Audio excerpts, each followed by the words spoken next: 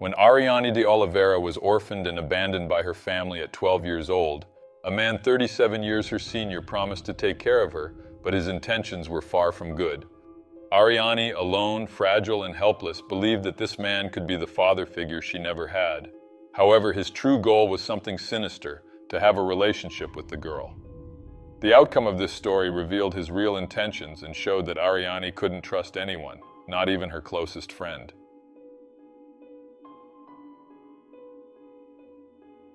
Ariane Aparecida de Oliveira was just 18 years old when everything happened in April 2024. The young woman had a life marked by immense sadness, facing countless hardships and deeply painful moments.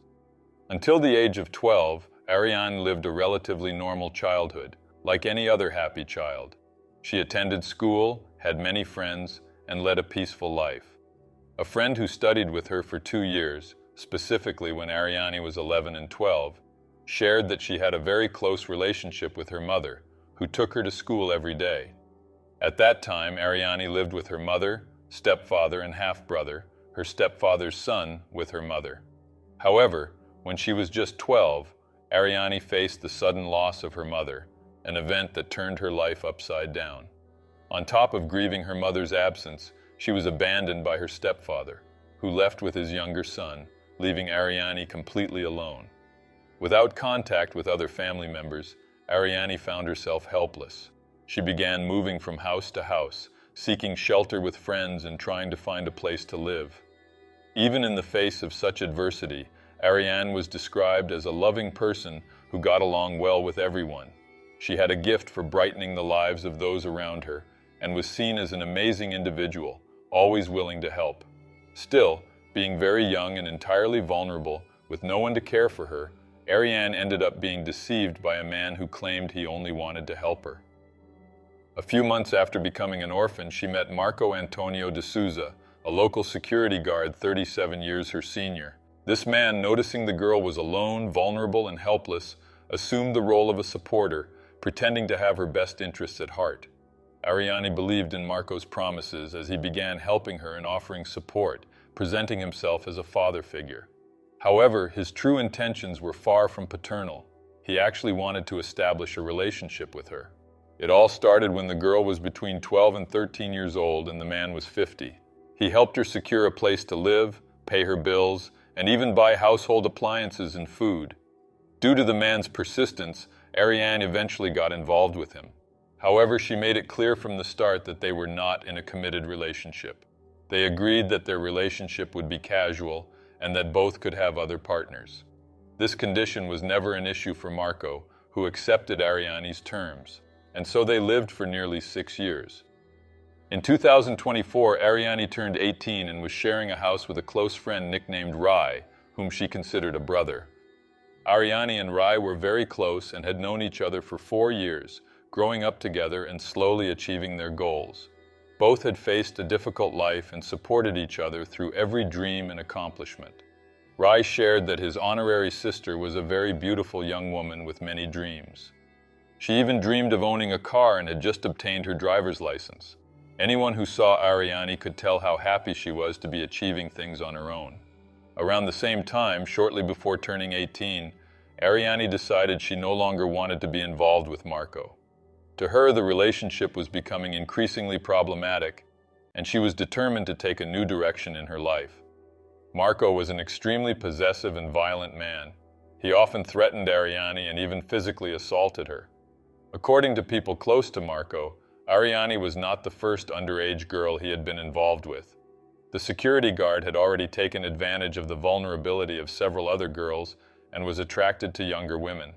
Finding herself in a toxic relationship with Marco, Ariane began trying to end things with him and reclaim her life.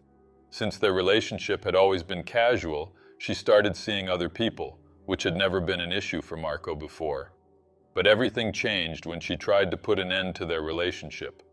After deciding she no longer wanted anything to do with the 55-year-old man, the threats she faced began to escalate. Marco became suspicious of Ariane's new relationship with another guy, this time someone her own age. And because of this, he started sending her threatening messages. He would show up at her house, jump over the wall, throw objects at her, and even take back items he had previously given her. This harassment became a constant in Ariani's life, who at the time was living with her honorary brother and a friend. Another friend of Ariani received messages from her in which she described the assaults she endured and in an audio recording expressed concern about what might happen if she ended things with Marco. She emphasized that she needed to leave the house where she was living as soon as possible. Ariani also sent a message via social media, warning that if anything happened to her, everyone would know who was responsible, referring to Marco. A week before the tragic events, Ariani recorded a video documenting one of Marco's numerous attempts to break into her house. Using the excuse that he wanted to retrieve items he had left behind, the security guard tried to climb over the wall of her residence. At that moment, Ariani recorded everything. By then, she was already prepared to defend herself, holding a knife and trying to make him leave. In the video, you can hear Ariani shouting at him to leave, insisting that nothing of his was there. After she managed to scare him off, Marco left in his car, but it didn't take long for him to return. On April 14, 2024, a Sunday afternoon, Marco came back to Ariani's house, determined to confront her. Upon arriving, he tried to force open the gate with a screwdriver but failed. Rai, Ariani's honorary brother who lived with her, saw him. Rai alerted Ariani that Marco was trying to break into the house again, and she ran to hide. However, Marco quickly jumped over the property wall, armed with a knife, and headed straight to the room where Ariani was hiding. When he got there, Rai jumped on Marco's back and managed to disarm him, throwing the knife onto the bed. What Rai didn't know was that the knife wasn't the only weapon Marco was carrying. Marco had also brought a semi-automatic pistol and without hesitation fired a shot at Ariani, who tragically passed away on the spot. Rai then ran and hid at a neighbor's house from where he heard more gunshots. The neighbor called the police, who arrived quickly at the scene. When the officers entered the residence, they found Ariani's body on the bedroom floor, already lifeless, and Marco was also found on the floor, having shot himself. Marco had intended to fire one more shot at himself, but the police were able to stop him. He was taken alive to the hospital, but he did not survive his injuries and passed away. The police cordoned off the residence, and during the forensic examination, they collected evidence, including the weapons used in the crime, the knife, the loaded semi-automatic pistol, and a magazine with 17 intact rounds. The investigation began quickly, but the motivations for the crime seemed clear. For the police, Ariani had decided to end her relationship with Marco, but he didn't accept her decision and chose to take her life. However, a twist emerged in the case. After interviewing several witnesses, including Ariani's honorary brother and other friends, the police began to investigate the possible involvement of an ex-friend of Ariani in the crime. According to the witnesses, this ex-friend had been close to Ariani, but for unknown reasons the two had argued and had not spoken since. Ariani had met this friend through other acquaintances, and the girl, who had nowhere to live after being kicked out by her parents, was taken in by Ariani. After the argument, this ex-friend of Ariani began getting involved with Marco in exchange for money and favors.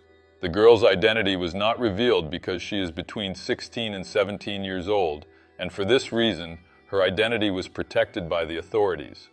Witnesses reported that after being expelled from Ariani's house, the girl moved in with Marco.